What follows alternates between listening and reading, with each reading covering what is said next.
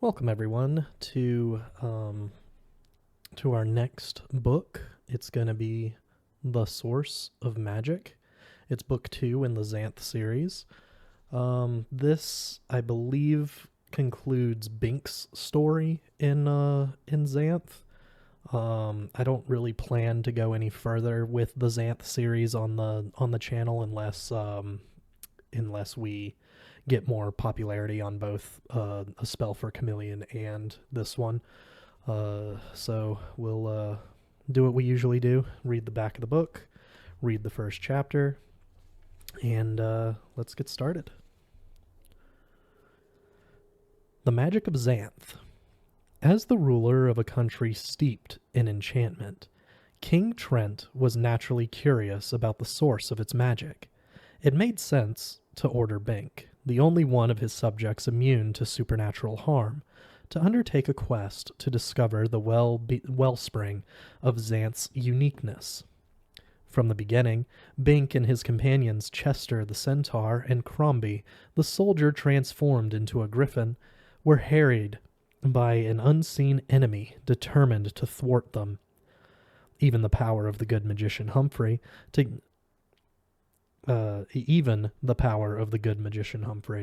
together with Bink's protective talent, scarcely saved their lives. Then, when Humphrey and Crombie turned against him, all seemed lost. But Bink's ingenuity and luck prevailed, and he reached his goal. The king's orders had been carried out. But the king had not expected Bink's next act to destroy utterly the magic of Xanth.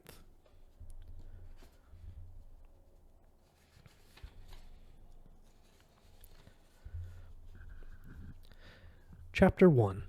Closet Skeleton.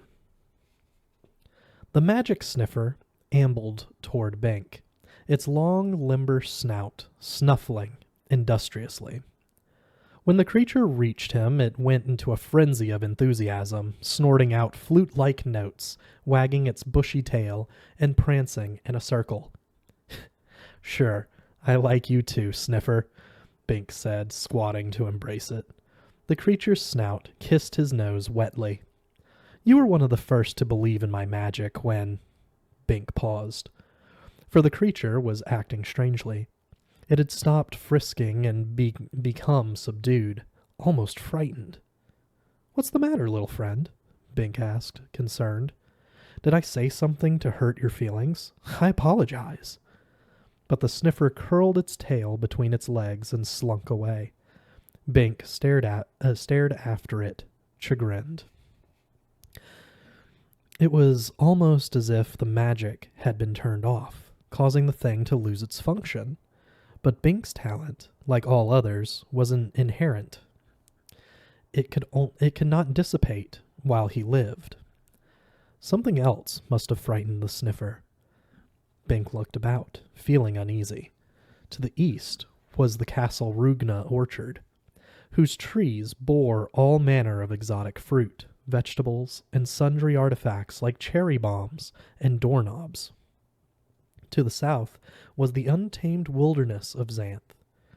Bink remembered how that jungle had herded him and his companions here, seeming so menacing way back when. Today the trees were basically friendly. They had only wanted a magician to stay and make Castle Rugna great again. King Trent had done that. Now, the considerable power of this region exerted itself for the benefit of the kingdom. Everything seemed to be in order. Well, on with his business. There was to be a ball tonight, and his shoes were badly worn. He proceeded to the edge of the orchard where a stray shoe tree had rooted. Shoes liked to move about, and often planted themselves in out-of-the-way places. This one had several ripe shoes. Bink inspected individual ones without plucking them, until he was sure he had found a pair that fit him. Then he twisted them off, shook out the seeds, and put them carefully on his feet. They were quite comfortable and looked nice because they were fresh. He started back, walking with exaggerated motion to break in the shoes without scuffing them. his mind still nagged by the episode with the magic sniffer. Was it an omen? Omens always came true, here in the land of Xanth, but it was seldom possible to understand them properly until too late. Was something bad going to happen to him? That really seemed unlikely. Bink knew it was no exaggeration to assume that serious evil would have to fall on all Xanth before Bink himself was harmed. So it must be a misreading. The magic sniffer had merely suffered a fit of indigestion and had to scoot off. Soon, Bink was within sight of his home. It was a fine cottage cheese, just off the palace grounds, which he had moved into when he married. The rind had long since hardened and lost the better part of its flavor, and the walls were fine-grained, creamy yellow petrified cheese. It was one of the most tasteful cottages extant, but since he hadn't hollowed it out himself, he didn't see fit to brag about it. Bink took a deep breath, nerved himself, and opened the front rind door. A sweetish waft of seasoned cheese blew out, together with a raucous screech. "That you, Bink? About time. Where did you sneak off to, right when there's work to be done? You have no consideration at all, do you?" "I needed shoes," he said shortly. "Shoes!" she exclaimed incredulously. "You have shoes, idiot." His wife was much smarter than he at the moment, for Chameleon's intelligence varied with the time of the month, as did her appearance. When she was beautiful, she was stupid, in the extreme for both. When she was smart, she was ugly, very smart and very ugly. At the moment, she was at the height of the latter phase. This was one reason she was keeping herself secluded, virtually locked in her room. "I need good-looking ones tonight," he said, mustering patience. But even as the words were out, he realized he had phrased it badly. Any reference to good looks set her off. "The hell you do, dunce!" He wished she wouldn't keep rubbing in his inferior intelligence. Ordinarily, she was smart enough not to do that. Bink knew he was no genius, but he wasn't subnormal either. She was the one who was both. "I have to attend the anniversary ball," he explained, though of course she already knew that. "It would be an insult to the Queen if I attended sloppily dressed." "Dolt!" she screamed from her hideaway. "You're attending in costume. No one will see your stinking shoes." Oops, that was right. He had made his trip for nothing. "But that's all too typical of your selfishness," she continued with righteous ire. "Bugging off to the party to have a good time while I suffer home alone, chewing on the walls." That was literal. The cheese was old and hard, but she gnawed on it when she got angry. And she was angry most of the time now. Still, he tried to be positive. He had only been married a year, and he loved Chameleon. He had known at the outset that there would be good times and bad times, and this was a bad time. A very bad time. "Why don't you come to the ball too, dear?" She exploded with cynical wrath. "Me? When I'm like this? Spare me your feeble-minded sarcasm." "But as you reminded me, it's a costume party. The Queen is cloaking every attendee in a disguise of her choosing, so no one will see—" "You utter moronic nincompoop!" she bawled through the wall, and he had heard something crash. Now she was throwing things in a genuine temper tantrum. "How can I go to a party in any guise when I'm 9 months pregnant?"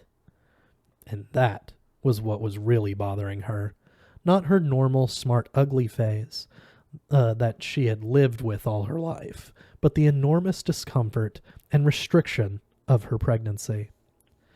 Bink had precipitated that condition during condition during her lovely stupid phase, only to learn when she got smarter that she had not wanted such a commitment at this time.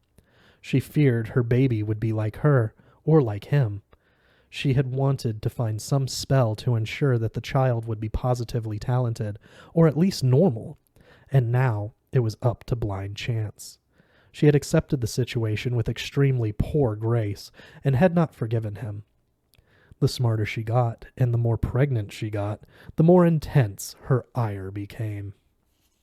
Well, soon she would be over the hump and getting prettier, just in time for the baby. It was due in a week or so. Maybe the baby would be normal, perhaps even strongly talented, and Chameleon's fears would be laid to rest. Then she would stop taking it out on him. If, however, the baby were abnormal, but best not to think of that. "Sorry, I forgot," he mumbled. "You forgot?" The irony in her tone cut through his sensitiveness like a magic sword through the cheese of the cottage. "Imbecile! You'd like to forget, wouldn't you? Why didn't you think of that last year when you—" "I have to go, Chameleon," he muttered, hastily retreating out the door. "The Queen gets upset when people are tardy." In fact, it seemed to be the nature of women to get upset at men and to throw tantrums.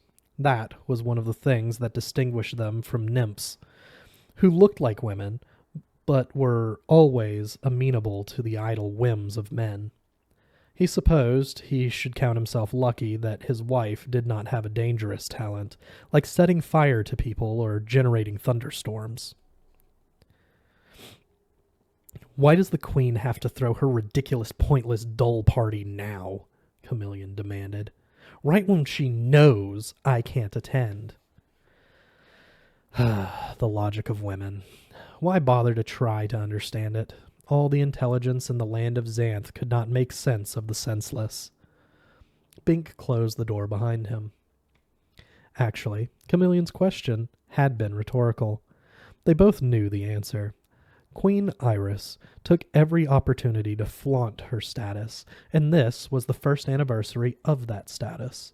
Theoretically, the ball was in honor of the king, but actually, King Trent cared little for theatrics and would probably skip the festivities. The party was really for the queen, and though she could not compel the king to attend, woe betide the lesser functionary who played hooky tonight. Bink was such a functionary. And why was this so? He asked himself as he trod glumly on. He was supposed to be an important person, the royal researcher of Xanth, whose duty it was to probe the mysteries of magic and report directly to the king. But with Chameleon's pregnancy and the necessary organization of his homestead, Bink had not gotten around to any real research. For that, he had only himself to blame. He should indeed have considered the consequence of impregnating his wife. At the time, fatherhood had been the last thing on his mind, but Chameleon Lovely was a figure to cloud man's mind and excite his... Never mind. Nostalgia. Back when love was new, carefree, uncomplicated, without responsibility. Chameleon Lovely was very like a nymph. No, that was a false feeling. His life before he met Chameleon had not been all that simple. And he had encountered her 3 times before he recognized her. He had feared he had no magic talent. He shimmered, and suddenly his appearance changed. The queen's costume had arrived. Bink was the same person, mentally and physically, but now he looked like a centaur. The queen's illusion, so he could play the game she had devised, in her indefinite capacity to generate minor mischief.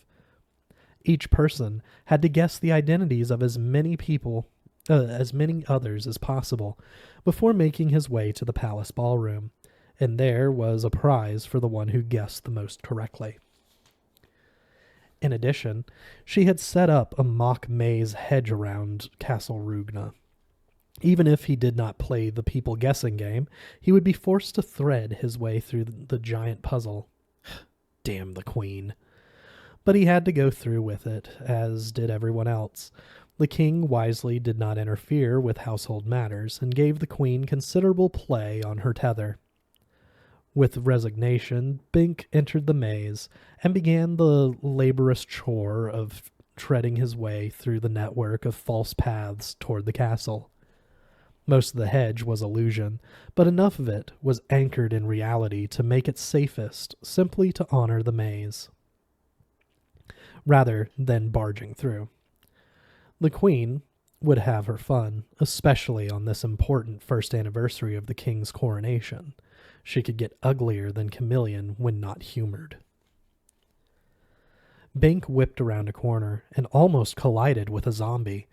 The thing's wormy face dripped earthy and goo, and the great square eye sockets were windows of putrefaction. The smell was appalling. Morbidly fascinated, Bink stared into those eyes. Far within their depths there seemed to be a faint illumination, as of moonlight on a haunted plain or glow fungus feeding on the corpse's rotting brain.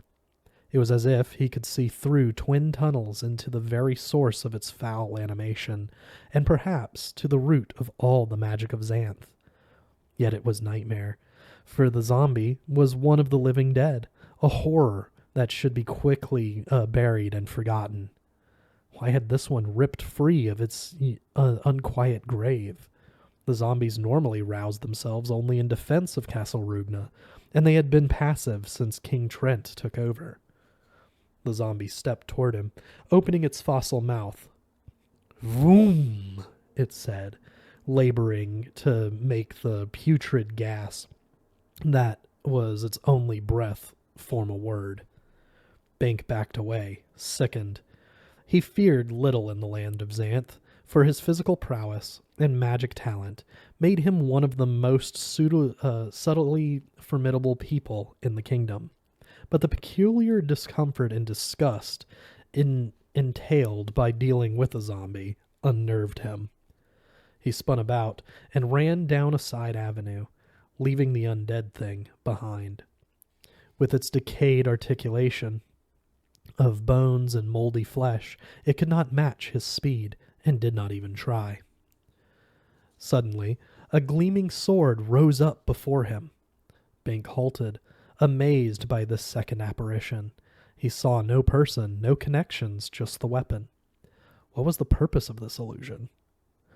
Oh, it must be another cute little trick of the queen's.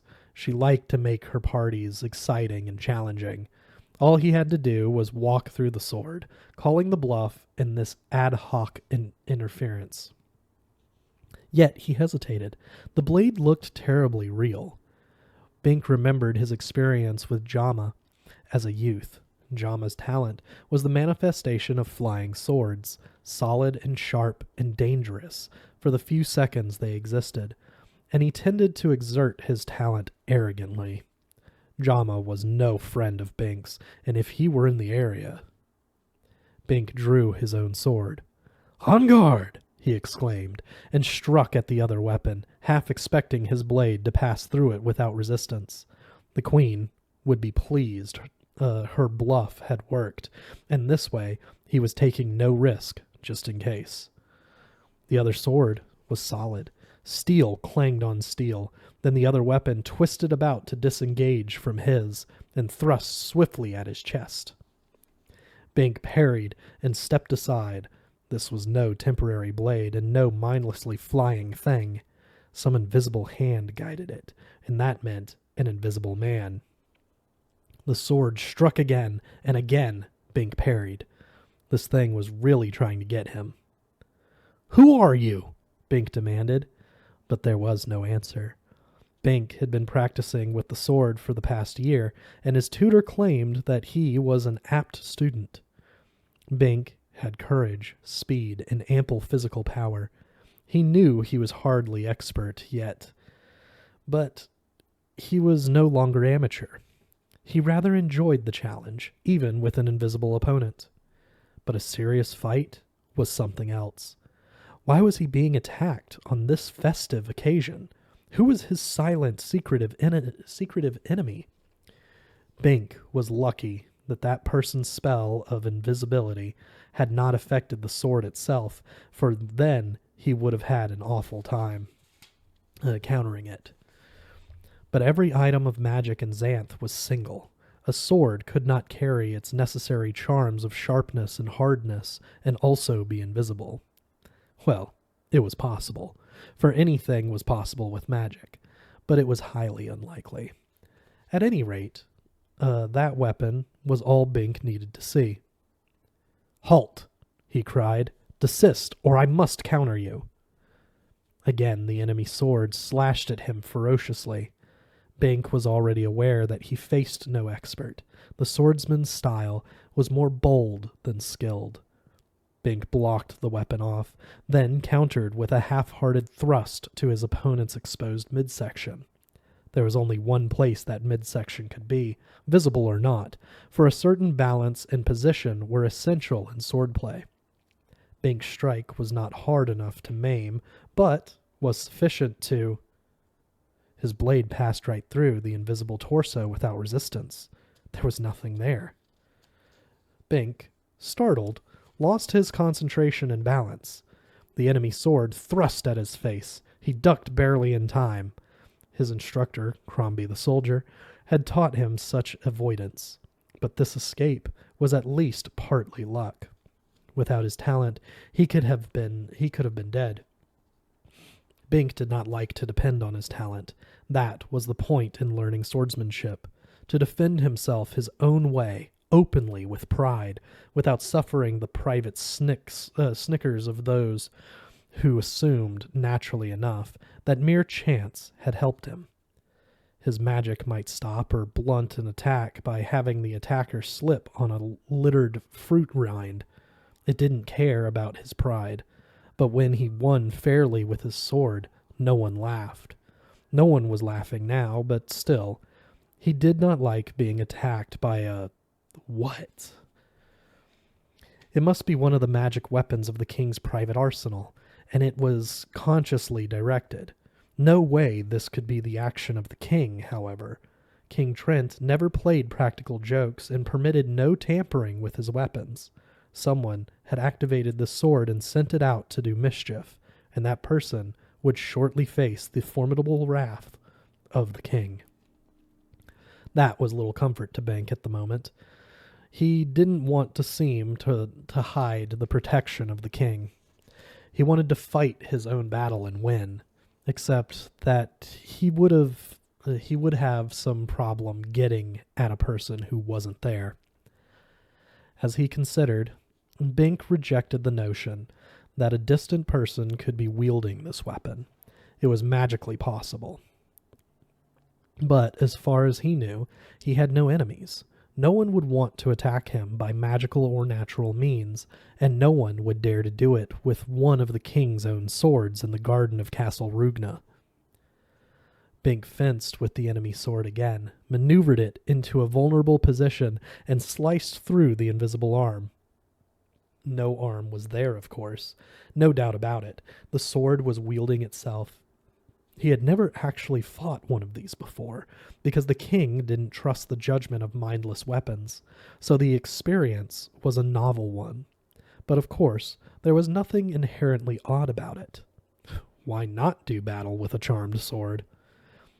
Yet, why should such a sword seek his life, assuming it was acting on its own?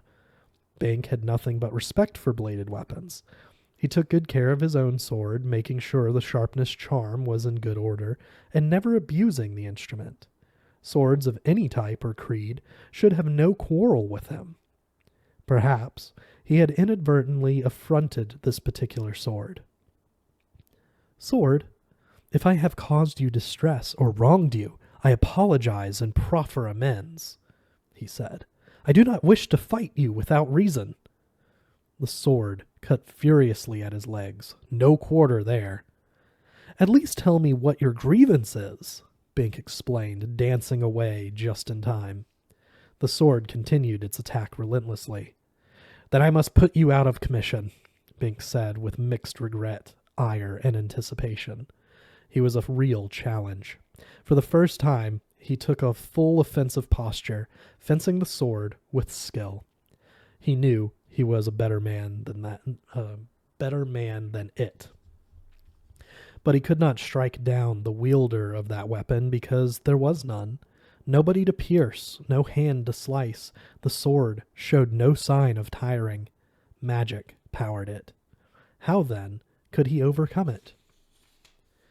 This was more of a challenge than he supposed. Bink was not worried, because he found it hard to worry about a skill less than his own. Yet, if the opposition were invulnerable... Still, his talent would not allow the sword to hurt him. A sword wielded by a man in ordinary fashion could damage him because that was mundane, but when magic was involved, he was safe. In Xanth, hardly anything was completely unmagical, so he was extremely well protected. The question was he going to prevail honestly by his own skill and courage, or by some fantastic seeming coincidence? If he didn't do it the first way, his talent would do it the second way. Again he maneuvered the sword into a vulnerable position, then struck it across the flat of the blade, hoping to snap it off short. This did not work. The metal was too strong. He had not really expected such a ploy to be effective. Strength was one of the basic charms built into modern swords. Well, what next? He heard the clop-clop of someone approaching. He had to wrap this up quickly, or suffer the embarrassment of being rescued. His talent didn't care about his pride, just his body. Bink found himself backed up against a tree, a real one. The hedge maze had been superimposed on existing vegetation, so that everything became part of that puzzle. This was a glue-bark tree. Anything that penetrated the bark was magically stuck to it. Then the tree slowly grew around the object, absorbing it. Harmless, so long as the bark was intact. Children could safely climb the trunk and play in its branches as long as they did not use cleats. Woodpeckers stayed well away from it, so Bink could lean against it, but had to be careful not to. The enemy's sword slashed at his face. Bink was never sure afterward whether his inspiration came before or after his action. Probably after, which meant that his talent was in operation again despite his effort to avoid that. At any rate, instead of parrying this time, he ducked. The sword passed over his head and smacked into the tree, slicing deeply into the bark. Instantly, the tree's magic focused, and the blade was sealed in place. It retched and struggled, but could not escape. Nothing could beat the specific magic of a thing in its own bailiwick. Bink was the victor. "Bye, sword," he said, sheathing his own weapon. "Sorry we couldn't visit longer." But behind his flippancy was a certain grim disquiet. Who or what had incited this magic sword to slay him? He must, after all, have an enemy somewhere, and he didn't like that. It wasn't so much any fear of attack, but a gut feeling of distress that he should be disliked to that extent by anyone, when he tried so hard to get along. He ducked around another corner and smacked into a needle cactus. Not a real one, or he would have become a human pincushion. A mock one. The cactus reached down with a prickly branch and gripped Bink by the neck. "Clumsy oaf," it snorted. "Do you wish me to prettify your ugly face in the mud?" Bink recognized that voice and that grip. "Chester?" He rasped past the constriction in his neck. "Chester Centaur?" "Horseflies!" Chester swore. "You tricked me into giving myself away." He eased his terrible grip slightly. "But now you'd better tell me who you are, or I might squeeze you like this." He squeezed, and Bink thought his head was going to pop off his body. Where was his talent now? Fink, Fink, Bink squeaked, trying to pronounce his name when his lips would not quite close. Hink. I do not stink, Chester said, becoming irritated. That made his grip tighten. Not only are you homely as hell, you're impertinent. Then he did a double take. Hey, you're wearing my face. Bink had forgotten. He was in costume. The centaur's surprise caused him to relax momentarily, and Bink snatched his opportunity. I'm Bink, your friend, in illusion guise. Chester pondered. No centaur was stupid, but this one tended to think with his muscles. If you're trying to fool me... Remember Herman, the hermit? How I met him in the wilderness, and he saved Xanth from the Wiggle Swarm with his will-o'-the-wisp magic? The finest centaur of them all. Chester finally put Bink down. Uncle Herman, he agreed, smiling. The effect was horrendous on the cactus face. I guess you're okay. But what are you doing in my form? Same thing you're doing in cactus form, Bink said, massaging his throat. Attending the masquerade ball. His neck did not seem to be damaged, so his talent must have let this encounter be. Oh, yes, Chester agreed, flexing his needles eloquently. The mischief of good Queen Iris, the bitch sorceress. Have you found a way into the palace yet? No. In fact, I ran into a... But Bink wasn't sure he wanted to talk about the sword just yet. A zombie. A zombie, Chester laughed. Pity the poor oaf in that costume. A costume, of course. The zombie had not been real.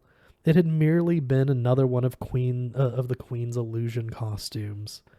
Bink had reacted as short-sightedly as Chester, fleeing it before discovering its identity, and thereby encountering the sword, which certainly had not been either costume or illusion.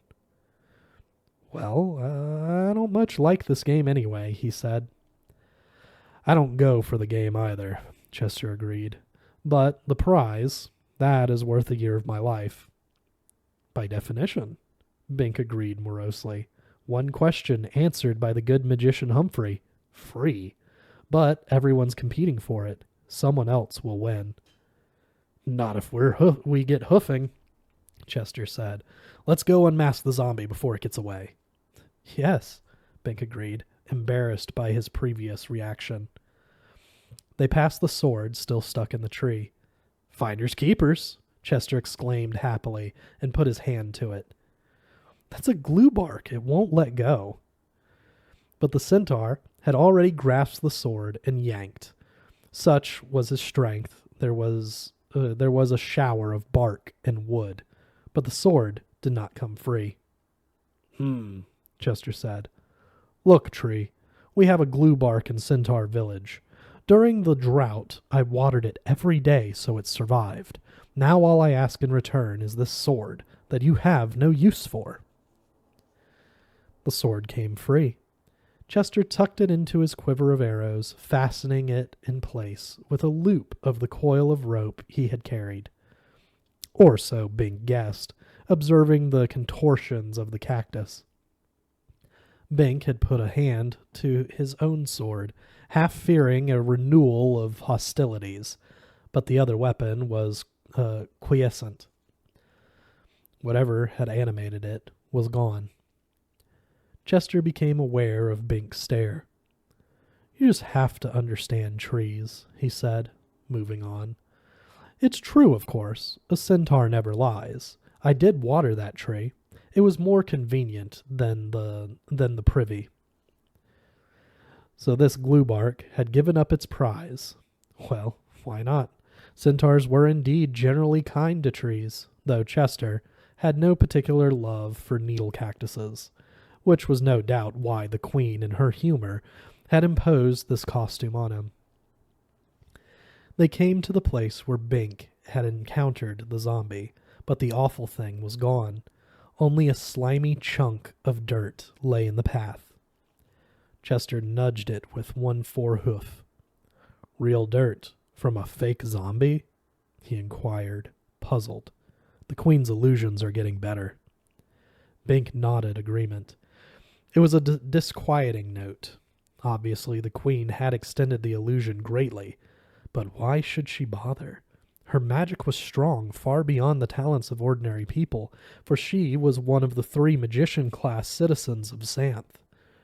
But it had to be a strain on even her power to maintain every detail of every costume of every person attending the masquerade. Bink and Chester's costumes were visual only, or it would have been difficult for them to converse. Here's a fresh pile of dirt, Chester remarked. Real dirt, not zombie dirt. He tapped at it with a cactus foot that nevertheless left a hoof print. Could the thing have gone back into the ground here?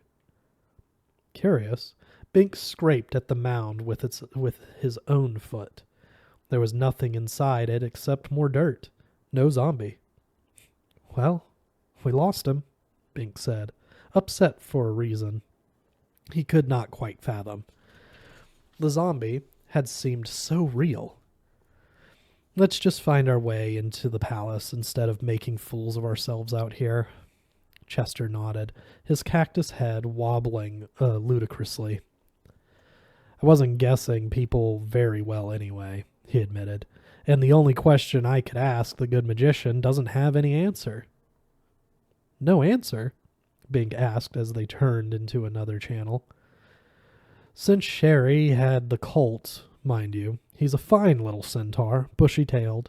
She doesn't seem to have much time for me anymore. I'm like a 5th hoof around the stable. So what can I...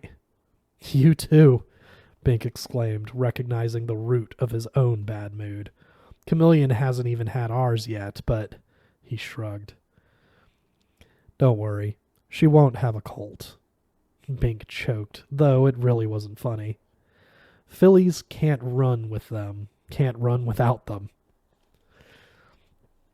Fillies can't run with them, can't run without them, Chester said dolefully. Suddenly, a harpy rounded a corner. There was another scramble to avoid a collision. You blind in the beak? Chester demanded. Flap off, bird brain. You have a vegetable head, the harpy retorted in a fluting tone. Clear out of my way before I sew you up in a stinking ball with your own dull needles. Dull needles? Chester, somewhat belligerent, even in the best of moods, swelled up visibly at this affront. Had he actually been a cactus, he would have fired off a volley of needles immediately, and none of those darts looked dull. You want your grimy feathers cramped up your snotty snoot? It was the harpy's turn to swell. Most of its breed were female, but this one was male. More of the Queen's rather cutting humor. Naturally, the Birdman fluted. Right after you have the juice squeezed out of your pulp, green face. Oh, yeah? Chester demanded, forgetting that centaurs were not common brawlers. Harpy and cactus squared off. The harpy was evidently a considerably larger creature, one that never had to take any guff off strangers. That odd, half-musical mode of speech. Manticora? Bink exclaimed. The harpy paused. 1 point for you, centaur. Your voice sounds familiar, but... Startled, Bink reminded himself that he was in the guise of a centaur at the moment, so that it was himself, not Chester, the creature addressed. I'm Bink. I met you when I visited the good magician way back when. Oh, yes. You broke his magic mirror. Fortunately, he had another. Whatever became of you? I fell upon evil times. I got married. The Manticora laughed musically. Not to this cactus, I trust. Listen, thing, Chester said warningly. This really is my friend, Chester Centaur, Bink said quickly. He's the nephew of Herman the Hermit, who saved Xanth from the...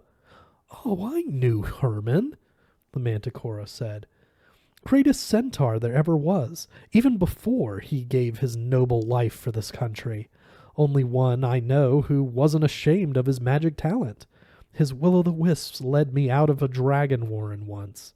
When I learned of his death, I was so sad I went out and stung a small tangle tree to death.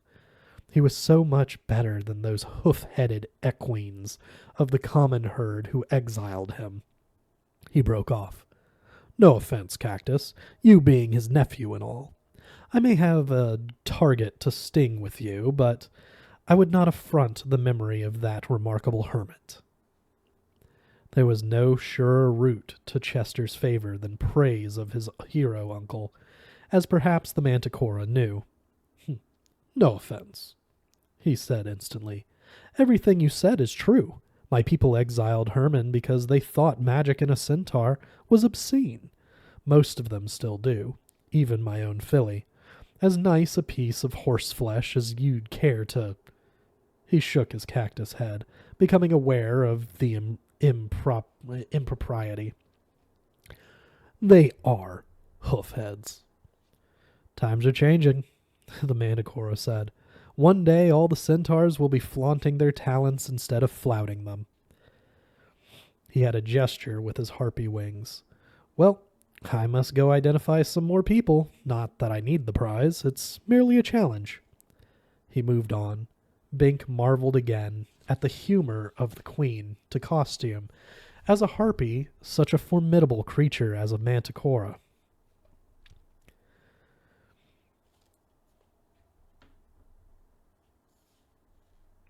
Who possessed the head of a man with triple jaws, body of a lion, wings of a dragon, and tail of a monstrous scorpion.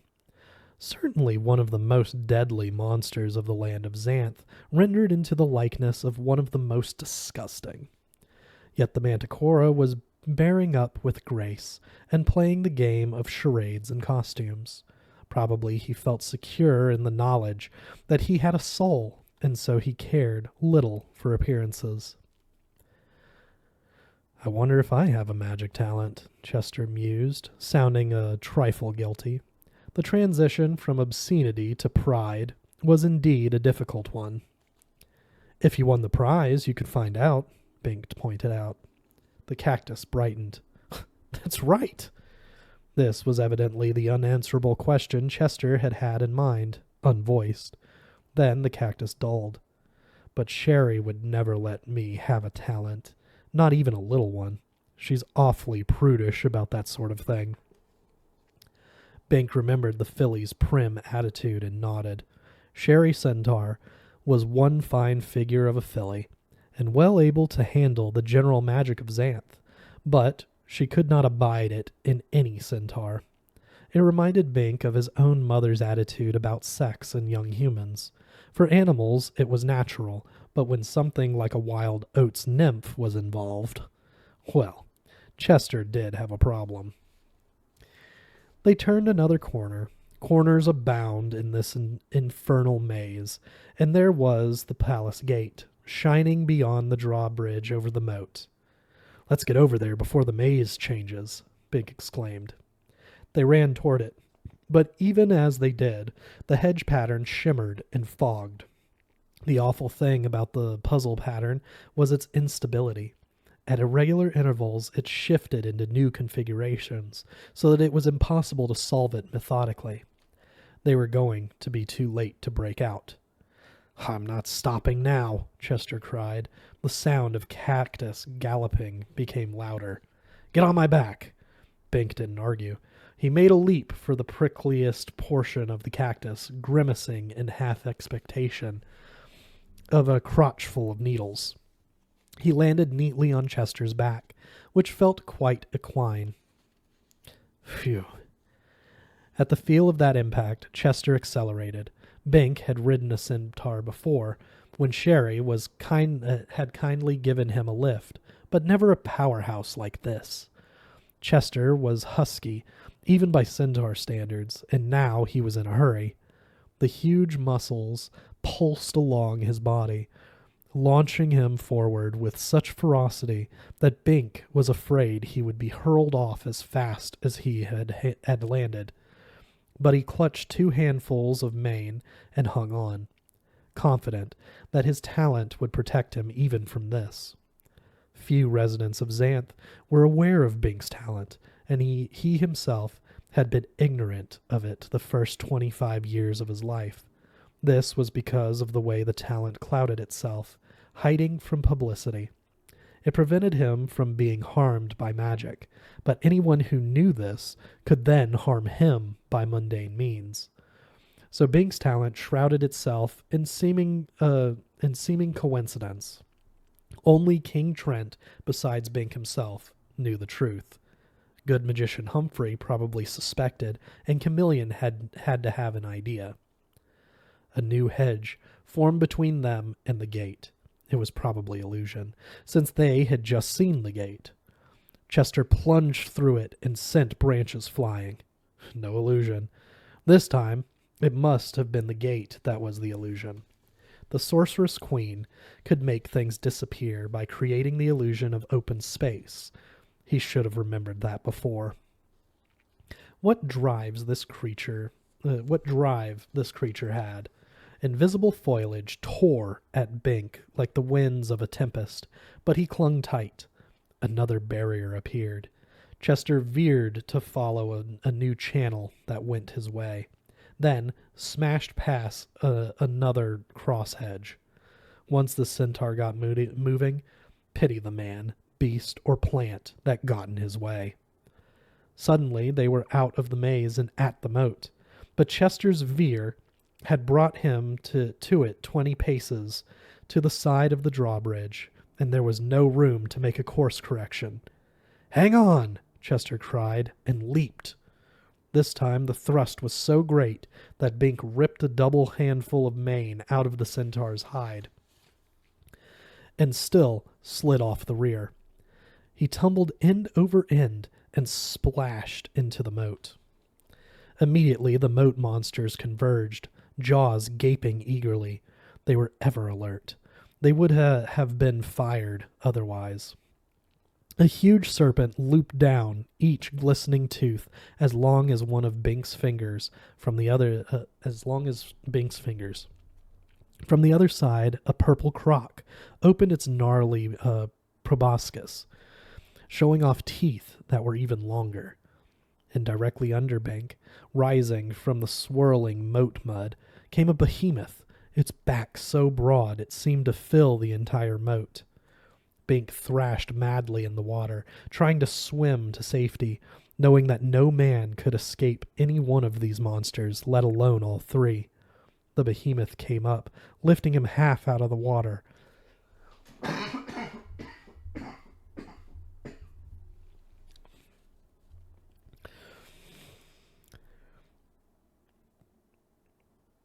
The croc came across, its jaws parting carnivorously. The serpent struck with lightning velocity from above, and croc and serpent collided, their teeth throwing off sparks as they clashed. Both monsters were shunted aside by the mass of the rising behemoth, and Bink slid down that lifting slope as on a greased skid, away from the teeth and safely to the stone-lined inner wall of the moat. An amazing coincidence. Ha! That was his talent operating, saving him once again from his own folly. Trying to ride a galloping centaur that looked like a cactus, he should have picked his way out of the maze the way the others were doing. He was just lucky that both centaurs and moat monsters were magical, so that his talent could function. Chester had landed safely, and was on hand to haul him out of the moat. With one hand, the centaur lifted Bink clear, hardly seeming to exert himself, but his voice shook. "I thought, when you fell among those monsters, I never saw anything like—" "They weren't really hungry," Bink said, preferring to disparage the significance of the event. "They were just playing with their food and overdid it. Let's go on inside. They must be serving the refreshments by now." "Hey, yes," Chester agreed, Like all powerful creatures, he had a chronic appetite. Hey, yes, Bink muttered, but it was not a good pun. Centaurs did not eat hay, despite what detractors might imply. They moved to the castle, and the illusions faded. The spell was off here. They were themselves again, man and centaur. You know, I never realized how homely my face was until I saw it on you, Chester said musingly. But you have an exceedingly handsome posterior, Bink pointed out. True, the centaur agreed, mollified. I always said Sherry didn't become my mate for my face. Bink started to laugh, but realized his friend was serious. Also, they were at the entry now, and others were within earshot. The guard at the palace gate frowned. How many did you guess, Bink? He inquired, pad poised for a note. 1, Crombie, Bink said, indicating Chester. Then he remembered the Manticora. 2, rather. You're out of the running, then, Crombie said. The leading contestant has 12. He glanced at Chester. You? I didn't want the prize anyway, the centaur said gruffly. You folk haven't been trying, Crombie said. If I'd been out there instead of stuck here running errands for the Queen. I thought you liked this palace job, Bink said. He had first encountered Crombie when the man soldiered for the prior king. I like it, but I like adventure better. The king's okay, but... Crombie scowled. Well, you know the Queen. All fillies are difficult, Chester said. It's their nature. They can't help it, even if they wanted to. Right you are, Crombie agreed heartily. He was the original woman-hater. And the ones with the strongest magic. Who else would have dreamed up this idiocy of a masquerade? She just wants to show off her sorcery. She hasn't got much else to show off, Chester said. The king pays no attention to her. The king's one smart magician, Crombie agreed. When she's not making mischief like this palace guard duty is dull as hell. I wish I were out on a man's mission, like the time when Bink and I... Bink smiled reminiscently. Wasn't that Technicolor hailstorm something? We camped out under the quiescent tangle tree. And the girl ran off, Crombie agreed. Those were the days. Surprised, Bink found himself agreeing. The adventure had not seemed like fun at the time, but in retrospect, it had a certain twilight luster. You told me she was a threat to me. And she was, Crombie said. She married you, didn't she? Bink laughed, but it was a trifle forced. We'd better get on in before the refreshments are gone. He turned and almost stumbled over another little mound of dirt. You have moles around the palace? He inquired with a certain edge. Crombie squinted at the dirt. I wasn't there a moment ago. Maybe a magic mole was attracted by the party. I'll notify the head groundskeeper when I get off shift. Bink and Chester moved on in. The palace ballroom had been decorated by Queen Iris, naturally. It was an undersea setting, with streamers of seaweed rising from the rocky deeps, and brightly colored fish swimming through, and barnacles on the walls. Here and there were subaqueous beaches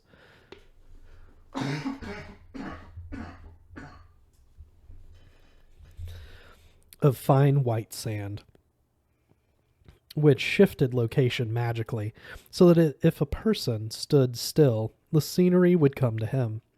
A large serpentine sea monster coiled around the entire area, its pulsing, convoluted coils showing here and there in lieu of the walls.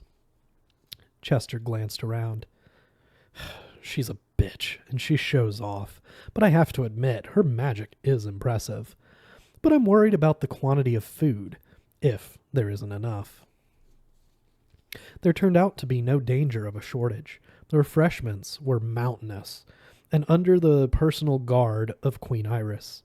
She had a pickle puss on a little leash.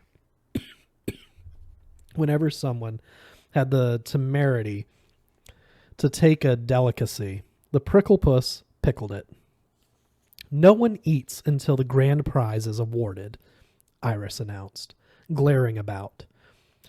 Since she had garbed herself as a warrior queen mermaid, complete with spiked crown, trident, and powerful tail, and the points of the trident glistened with a coating of slime that was probably illusion too, but just might possibly be genuine poison.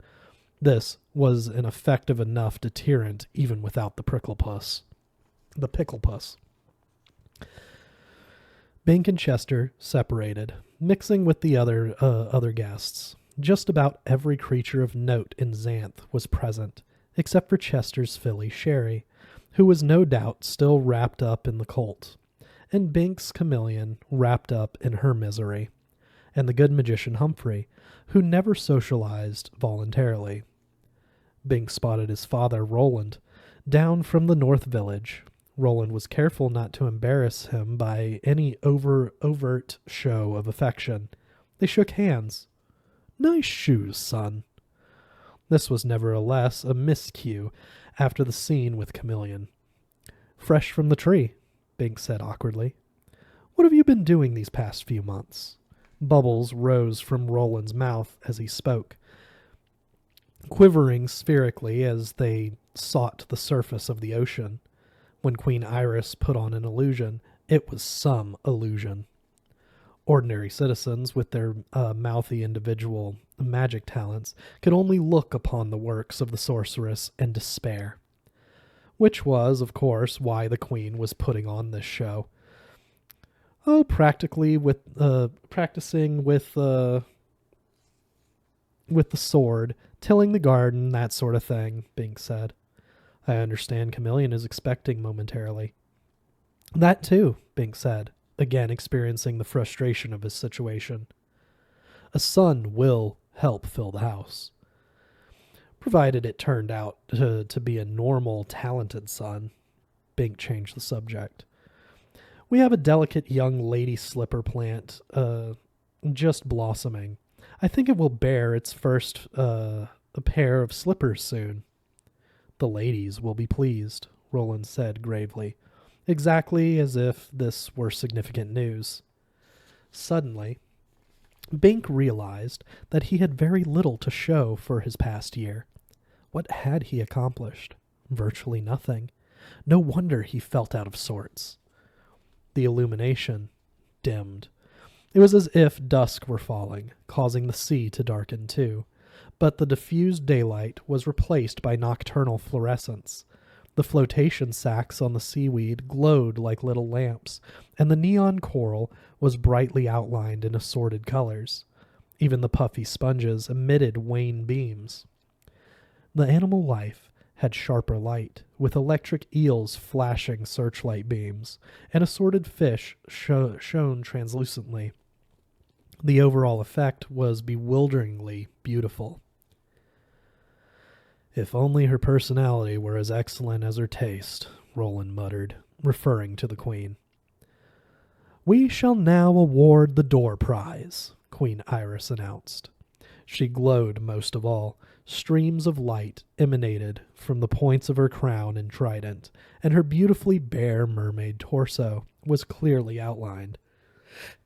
She was the mistress of illusion. She could make herself as lovely as she chose, and she chose well. "I understand it was a marriage of convenience," Roland continued. Though no magician himself, Roland was the king's regent north of the Gap, and did not hold royalty in awe. Must be extremely convenient at times. Bink nodded, slightly embarrassed by his father's evident appreciation of the well-displayed, if illusory, charms of the queen. The man was bordering on 50 after all. Yet it had to be true. The king professed no love for the queen, and governed that temperamental woman with a subtle iron hand that amazed those who had known Iris before her marriage. Yet she thrived under that discipline. Those who knew the king well understood that not only was he a more powerful magician than she, he was also a stronger person. In fact, it looked as if the magic land of Xanth had its most effective king since the fourth wave reign of Rugna, the builder of this castle palace. Already formidable changes were occurring. The magic shield that had protected Xanth from intrusion had been removed, and mundane creatures were allowed to cross the border. The first to cross had been the members of the king's former mundane army. They had been settled in wilderness regions and were becoming productive citizens of Xanth. The requirement that each citizen demonstrate a magic talent had been abolished, and to the amazement of some conservatives, chaos had not resulted. People were becoming known and respected for their total qualities, not just the accident of their magic. Selected parties were exploring nearby Mundania, where no magic existed, and outlying guard posts were being established so that no invasion could happen by surprise. The king had not destroyed the shield stone. He would restore the shield if it were ever needed. At any rate, Bink was sure King Trent had an eye for all things good and useful, including the flesh of fair women, and the queen was his to command. She could and would be anything the king wished, and he would not be human if he did not avail himself of this, at least on occasion. The question was, what did he want? This was common palace speculation, and the prevailing opinion was that the king wanted variety. The queen seldom appeared in the same guise twice. "Palace guard, your report," the queen demanded, preemptuously. Soldier Crombie came forward slowly. He was resplendent in his palace uniform, every inch the soldier in a kingdom that hardly needed soldiers. He could fight well and savagely with sword or bare hands, and did not like serving as lackey to a woman, and he showed it. Therefore, she enjoyed ordering him about, but she could not push him too far, for his loyalty was to the king, and the king's favor lay on him. "The winner," Crombie began, consulting his notes. "No, not that way, idiot!" she exclaimed, blotting him out with a cloud of diffusing dye. More illusion, of course, but quite effective. "First you give the runner-up, then you give the winner. Do something right for a change." Crombie's scowling face emerged from the thinning dye.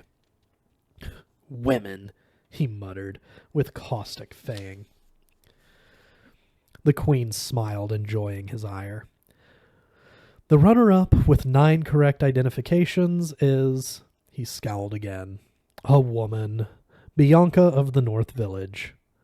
"Mother!" Bink breathed surprise. "She always did enjoy guessing games," Roland said with pride. "I think you inherit your intelligence as well as your looks from her." "And my courage and strength from you," Bink said, appreciating the compliment. Bianca walked sedately to the stage area. She was a handsome woman who in youth had been beautiful, and unlike the queen, she was genuine. Her talent was the replay, not illusion. "So the distaff proves itself again," the queen said, smirking at Crombie, the woman-hater. "The prize is—" She paused. "Doorman, fetch the second prize. You should have had it ready." Crombie's scowl became truly ominous, but he walked to a cabinet half concealed by seaweed and brought out a covered container. "The prize is," the queen repeated, then whipped off the cover. "A potted snapdragon!" There was a murmur of well-meaning awe and envy from the ladies present at the plant's several flower heads, flexed about on their stems, snapping viciously. Snapdragons were very good for eliminating insect and animal pests, and served as useful guards for houses. Woe to the intruder who stepped in or near such a plant. But they did not take readily to potting, so that a special and rather difficult spell was necessary to confine them. Thus, wild snapdragons were common enough, but potted ones rare and much prized. Bianca showed her pleasure as she accepted the plant, turning her face away with a smile as a little dragon head snapped at her nose. Part of the potting process included a spell to render the plant harmless to its owner, but it took a while for it to get to know that owner. "It's beautiful," she said. "Thank you, Queen Iris." Then, diplomatically, "You're beautiful too, but not the same way." The queen snapped her teeth in mock imitation of the snapdragon, then smiled graciously. She craved the recognition and praise of such established and reputable citizens as Bianca, for Iris had lived in semi-exile for years before assuming the crown. "Now, the top winner, servitor," she said to Crombie. "This time, give it some flair if you have any." "The winner, with 13 correct identities," Crombie drawled without flair, "is Millie the Ghost." And he shrugged as if to express bemusement at yet another female success. He had made the count, so he knew the contest wasn't rigged. However, it was generally understood that the men had not been trying very hard. The pretty, young-seeming ghost floated up. She was in her fashion both the youngest and the oldest of Castle Rugna's inhabitants. She had been in her teens when she died over 800 years before. When Bink first saw her, she had been a formless blob of vapor, but since the occupancy of the castle by mortals, she had shaped up until her outline was as firm and slightly as that of any living woman. She was a very sweet ghost, well liked by all, and there was applause at her victory. "And the grand prize is," the queen spread her hands dramatically, "this certificate for one free answer by the good magician Humphrey." There was background fanfare, punctuated by magically augmented applause, as she handed the paper to the ghost. Millie hesitated. Having no physical substance, she could not carry the certificate. "That's all right," the queen said. "I'll just write your name on it, and Magician Humphrey will know it's yours. In fact, he's probably watching us in his magic mirror at this moment. Why don't you ask your question now?" Millie's reply was inaudible, for she could hardly speak above a ghostly whisper. "Don't be concerned. I'm sure everyone will be glad to help," the queen said. "Here, we'll write it down on the magic slate, and Magician Humphrey can respond in the same way." She gestured at Crombie. "Flunky, the slate." Crombie paused, but his curiosity made him go along with it. He fetched the slate. The queen conscripted the nearest centaur, who happened to be Chester, who had been trying without success to sneak a cookie from the refreshment stand without having it pickled, to transcribe the ghost's inaudible words. Centaurs were literate. Many of them were teachers, so writing chores fell naturally to them. Chester did not like the queen's attitude much better than Crombie did, but he also played along. What possible question could a ghost have for the magician? He wrote in flourishing capitals, "How can Millie live again?" There was more applause. The guests liked that question. It was a challenging one, and the answer, given publicly, might provide insights for them all. Usually, Magician Humphrey's answers cost the asker a year's service, and were given only to the one who asked. This party was getting interesting. The words disappeared as if erased by an invisible sponge. Then the magician's answer showed. "The requirements are 3. First, you must have the true will to become mortal." It was evident that Millie did. She gestured imploringly at the slate to continue, so that she could know whether the other requirements were similarly easy or impossible. Technically, as the common saying went, nothing was impossible with magic. but in practice, some spells were prohibitively difficult. Bink yearned with her. He had once longed as ardently for a magic talent, upon which his citizenship, welfare, and self-respect then depended. To one who had dipped prematurely but not expired, what a tremendous hope morality might be. Of course, if Millie lived, she would also die in due course. But really, she would be completing the life she had started so many centuries ago. As a ghost, she was in hiatus, unable to affect her destiny materially, unable to love and fear and feel. Well, no, Bink corrected himself. Obviously, she did feel, but not in the fashion physical people did. She could not experience bodily pleasure or pain. Second, the slate continued, you must have a spell doctor restore your talent to optimum potency. Is there a spell doctor in the house? The queen inquired, looking about, her points flashing.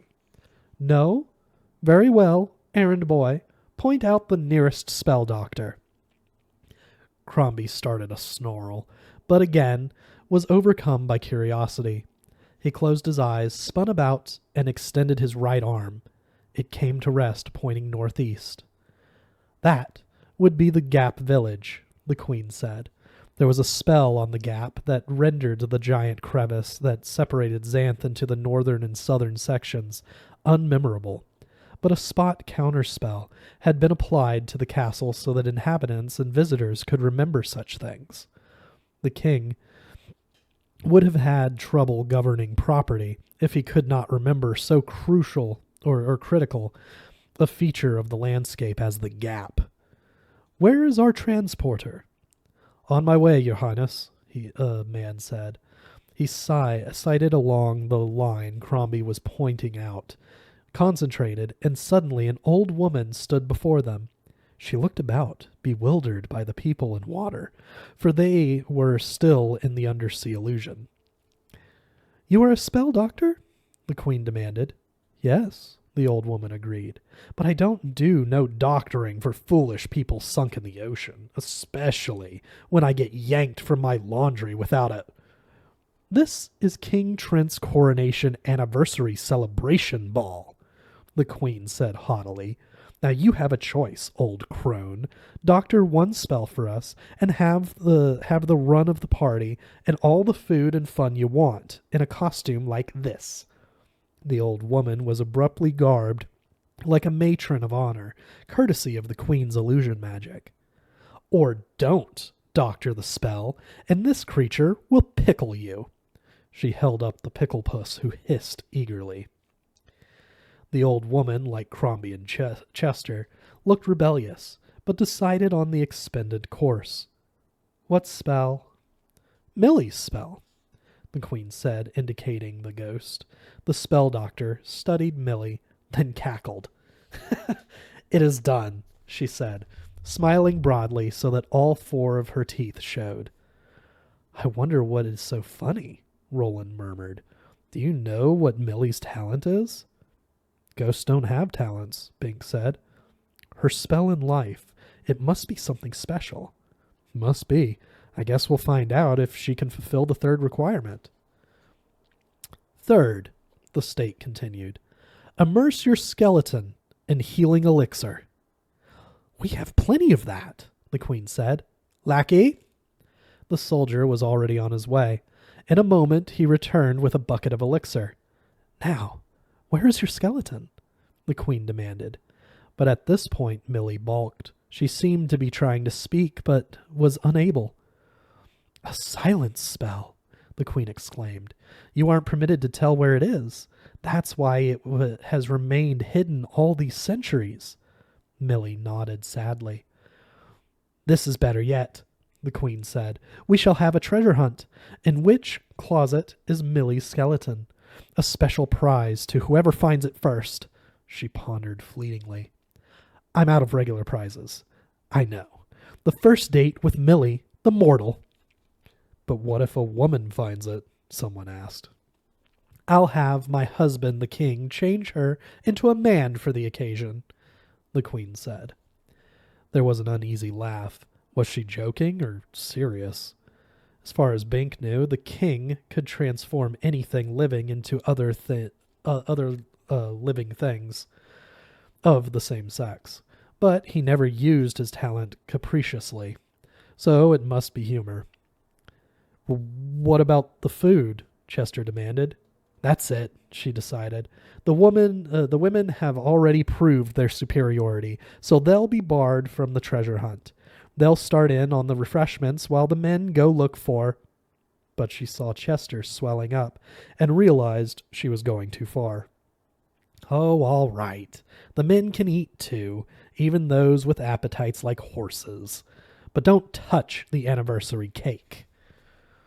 The king will serve that when the treasure hunt is over. She looked momentarily pensive, which was unusual for her. Was she sure the king would perform? The cake was magnificent.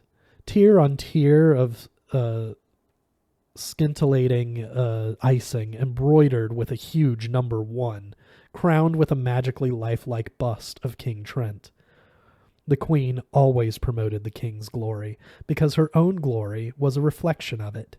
Some poor chef had spent a lot of effort organizing the magic for this ornate pastry. Picklepuss, stand guard over that cake and pickle anybody who durst touch it, the queen said, fastening the end of the puss's leash to the leg of the cake's table. Now, men, on with the treasure hunt. Roland shook his head. Skeletons in closets are best left undisturbed, he remarked. I believe I will go congratulate your mother.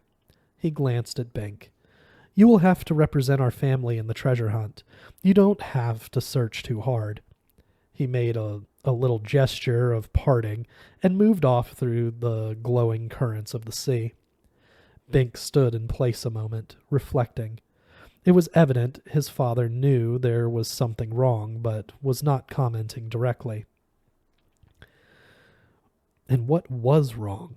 Bink knew he had a good life now, with a fine, if variable, wife and the favor of the king.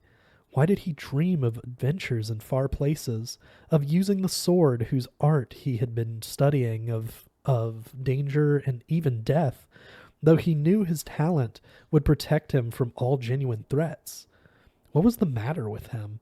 It somehow seemed he had been happier when his future was in doubt, and that was ridiculous. Why wasn't Chameleon here? She was near term, but she could have attended the ball if she had wanted to. There was a magic midwife on the palace staff. He decided.